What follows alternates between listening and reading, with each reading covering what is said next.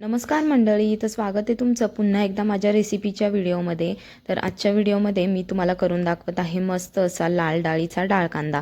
पटकन तयार होणारा आहे, म्हणजे टिफिनसाठी तुम्ही झटपट करू शकता। सो मी कढईत तेल टाकलेलं आहे, तेल जरा तापून दिले आणि मग टाकलेले आहे जिरे आणि मोहरी। जिरे मोहरी छान तडतडून द्यायचे, मग टाकलेले आहे कढीपत्त्याची पाने आणि मग टाकलाय बारीक चिरलेला कांदा। कांदा मी इथे 2 मीडियम साईजचा वापरलाय, डाळ कांदा करतोय त्याच्यामुळे कांदा थोडा जास्तच ठेवायचा आहे। कांद्यातच मी टाकलेला आहे चवीनुसार मीठ, कांद्यातच मीठ टाकायचं आहे कारण की कांदा पटकन शिजून निघतो, पटकन लाल होतो।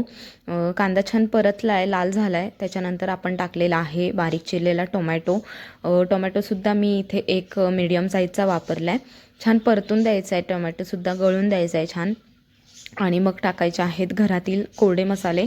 सो मी इथे टाकलेले आहे थोडीशी हळद आणि घरचा मसाला टाकला आहे, तुम्ही घरी जो वापरतात तो टाकू शकता, इतर मी कोणतेही मसाले टाकणार नाही आहे। त्याच्यानंतर टाकलेले आहे बारीक चिरलेली कोथिंबीर, छान परतून घेतले आणि मग टाकलेली आहे लाल डाळ। सो लाल डाळ पटकन शिजली जाते, त्याच्यामुळे जास्त वेळ भिजत ठेवायची किंवा जास्त शिजवायची गरज नाही।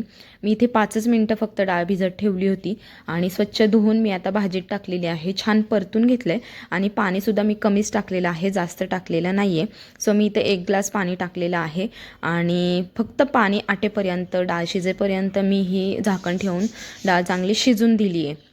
सो तुम्ही पाहू शकता पाणी आपलं व्यवस्थित आटलेलं आहे, आपल्याला जशी पाहिजे तशी इथे डाळ तयार झालेली आहे। सो नक्की ट्राय करा रेसिपी, कशी वाटली लाईक सबस्क्राईब।